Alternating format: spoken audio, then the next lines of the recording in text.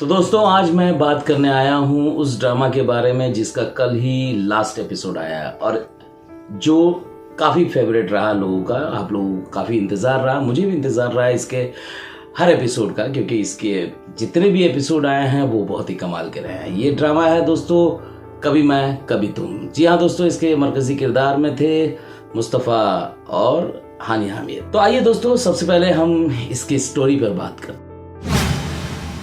जैसा कि आपने देखा कि मैंने अपने पहले के एपिसोड में भी बताया कि इसकी स्टोरी बहुत खास नहीं थी, क्योंकि ये बहुत ही कॉमन सी स्टोरी थी।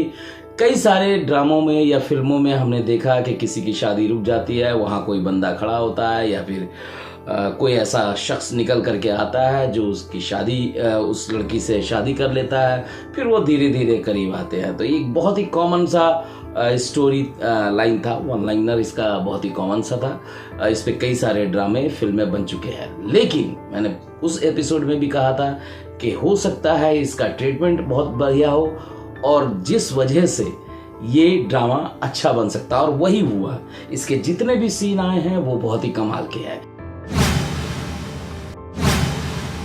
आते हैं दोस्तों इसके स्क्रीन प्ले पे। देखिए स्क्रीन प्ले बहुत ही कमाल का लिखा गया था।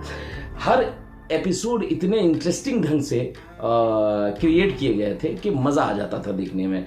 अब देखिए जिस मुस्तफ़ा को उसका बड़ा भाई जो है वो उसे कमतर आंकता है, और मुस्तफ़ा जब एक बार जेल जाता है, वो मतलब हवालात में पहुंच जाता है, तो वहाँ पर भी अदिल जाकर के उसे छुड़ाता है। लेकिन क्लाइमेक्स में यही राइटर की मतलब अच्छे राइटर की पहचान है कि क्लाइमेक्स में उन्होंने उसी चीज़ से अदिल को सबक देने की कोशिश की जब अदिल जेल में था और मुस्तफ़ा उसे जाकर के छुड़ाने की कोशिश करता है। ये बहुत ही अच्छा था, क्योंकि जो भी घटनाक्रम, चाहे वो मुस्तफ़ा पर चोरी का इल्ज़ाम हो, हानिया आमिर यानी कि शर्जीना और मुस्तफ़ा दोनों घर छोड़ करके जाते हों, रुबाब को आखिरी एपिसोड में गायब कर दिया गया, उसका ट्रैक वहीं तक था जहां उसने बदला लिया।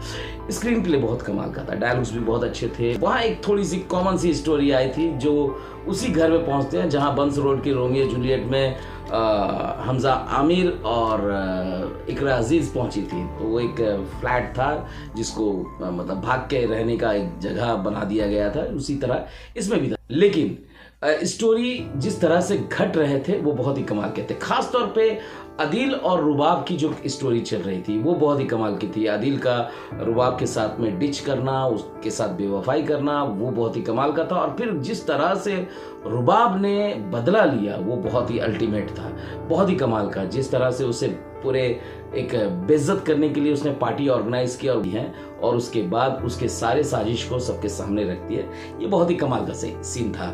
और थोड़ा सा देखिए वही जो मैंने देखा अक्सर पाकिस्तानी ड्रामों में एक सबसे बड़ी कमी नज़र आती है, वो ये है कि जब ड्रामा चलता है तो बहुत खींचते हैं, बहुत ही स्लो चलता है, लेकिन आखिरी में जब क्लाइमेक्स आता है तो वो 2 एपिसोड में पूरे ड्रामे को मतलब इतना फास्ट भागते हैं और जैसे तैसे समेट करके रख देते हैं। अब आखिरी ड्रामा के लिए बहुत बड़ा प्रीमियर किया गया वहाँ के शहर में किसी बड़े स्क्रीन पे जहाँ सारे स्टार जमा हुए, लेकिन आखिरी का जब एपिसोड आया तो वो उसी तरह सा था जिस तरह से कॉमन सा था। कई सारे ड्रामों में हमने देखा सबसे ज़्यादा फ्लैशबैक आए, बस वो सोच रहे हैं, एक दूसरे के बारे में सोच रहे हैं, पुराने फ्लैशबैक चल रहा है, यही था।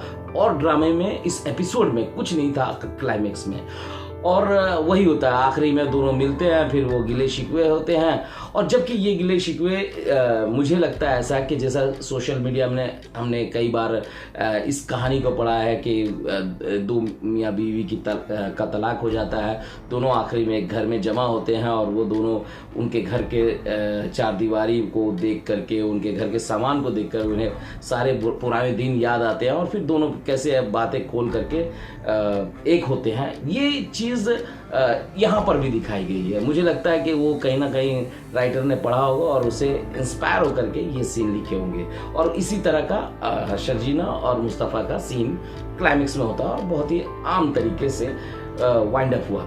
अब मुझे नहीं समझ में आता कि इतने सारे स्टार वहाँ जमा होंगे और वो सिर्फ फ्लैशबैक देख रहे होंगे, जबकि स्टोरी के नाम पे कुछ नहीं थी। आखिरी में बस वही हो रहा था, सबके माफ़ी जारी थे, चाहे शर्जीना से मुस्तफ़ा के वालिद वालदा का माफ़ी मांगना हो, उनके वालिद वालदा जो हैं शर्जीना से जाके माफ़ी मांगते, फिर मुस्तफ़ा से माफ़ी मांगी जाती। बस ये माफ़ी तलाफ़ी का दौर चलता है क्लाइमेक्स में। अब आते हैं दोस्तों एक्टिंग की बात करते हैं। तो एक्टिंग में जहाँ तक बात आती है हानिया आमिर की, वो तो सुपर्ब है, बहुत ही कमाल की एक्ट्रेस हैं। और वहीं मुस्तफ़ा यानी कि फ़हाद मुस्तफ़ा जो है, उन्होंने अपने कैरेक्टर को बहुत ही कमाल तरीके से पेश किया। इवन आखिरी वाले सीन में जहाँ पे उनके वालिद वालदा से वो बातें कर रहे हैं, वो बहुत ही अल्टीमेट सीन उन्होंने क्रिएट किया। इतने बड़े पैसेजेस को उन्होंने इतने बेहतरीन ढंग से परफॉर्म किया। जब वो खड़े होते हैं, फिर वो जाके सोफे पे बैठते हैं, फिर सोफे से उठ करके बातें करते हैं अपने वालिद वालदा से, तो बहुत ही अच्छी कोरियोग्राफी की गई है इस सीन की। तो दोनों के परफॉर्मेंस बहुत अच्छे हैं और अदिल बहुत ही कमाल के लगे अपने कैरेक्टर में। उन्होंने जो अपने किरदार को निभाया, जो उनका किरदार था, जो अपनी बीवी से डिच करता है, वो अपने माँ बाप के साथ डिच करता है, अपने माँ बाप की पुश्तैनी घर को बेच देता है, ये सब कमाल था। लेकिन रुबाब ने जो परफॉर्मेंस दिया वो बहुत ही कमाल था।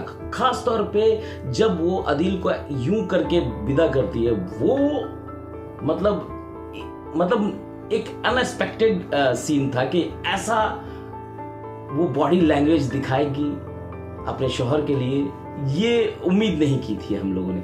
लेकिन कमाल का एक्सप्रेशन, कमाल की बॉडी लैंग्वेज, बहुत ही कमाल का परफॉर्मेंस रुबाब का।